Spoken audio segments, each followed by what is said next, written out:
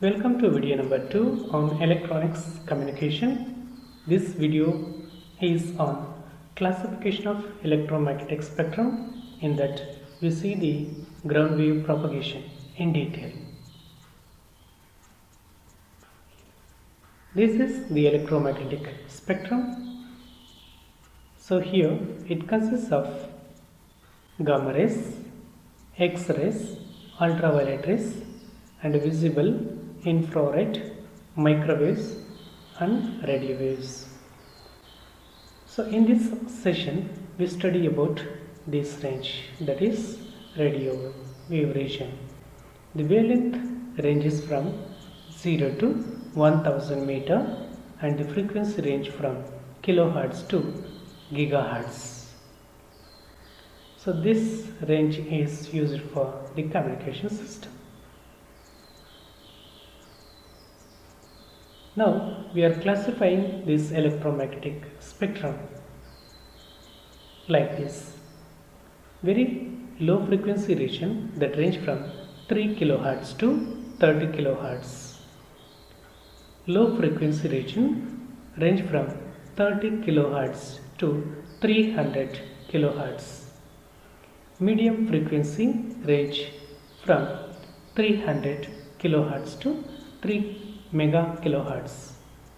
High frequency range, that is from 3 megahertz to 30 megahertz, and very high frequency range from 30 megahertz to 300 megahertz. And the ultra high frequency range from 300 megahertz to 3000 megahertz. Super high frequency range from 3 gigahertz to 30 gigahertz, and the extremely high frequency range from 30 gigahertz to 300 gigahertz. We are speaking about the radio waves. First of all, let's see what are radio waves. So these are the electromagnetic radiation with wavelength longer than the infrared light, and the range of this frequency from 3 kilohertz to 300 gigahertz. These radio waves are applicable or useful for the radio, aircraft navigation, marine radio, TV broadcasting and mobile networks, and also the satellite systems. We can see the propagation of electromagnetic waves in different modes. One is the ground wave propagation.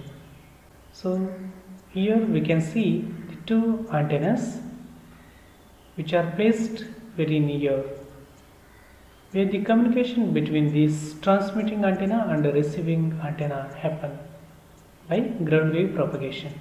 Similarly, if the communication that occurs by the reflection of the waves from the ionosphere, that is the sky wave propagation, and if the communication happens between the line of sight like this, then it is the space wave propagation. So these are the three modes of propagation. So let's discuss one by one in detail. First of this, let's see the ground wave propagation. So here we can observe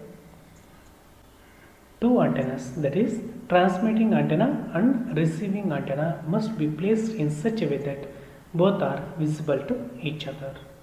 So they should not be placed at large distance.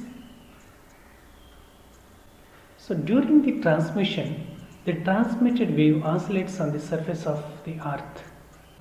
This is the transmitting wave from transmitting antenna to the receiving antenna, which induces the wave of equal magnitude on the surface of earth. Then what happens is it attenuates the strength of the signal as it goes. The signal strength decreases. The energy of the signal also decreases as they travel on the surface of the earth.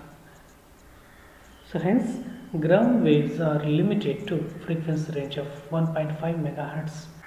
Beyond 2 megahertz we cannot use for the ground wave propagation because the attenuation takes place as we discussed earlier. That is, the ground wave propagation supports for the low frequency region, so there is no attenuation takes place. The signal loss due to the atmospheric conditions is less in the low frequency region. So these are the advantages of ground wave propagation. And if you see the applications, so this ground wave propagation is used in the television signal broadcasting and also the targeted detection in the military purpose and also the local radio signal transmission. If you see the disadvantages of this ground wave propagation, the distance between the transmitting and receiving antenna must not be very large, and the operation frequency is limited to 2 MHz only.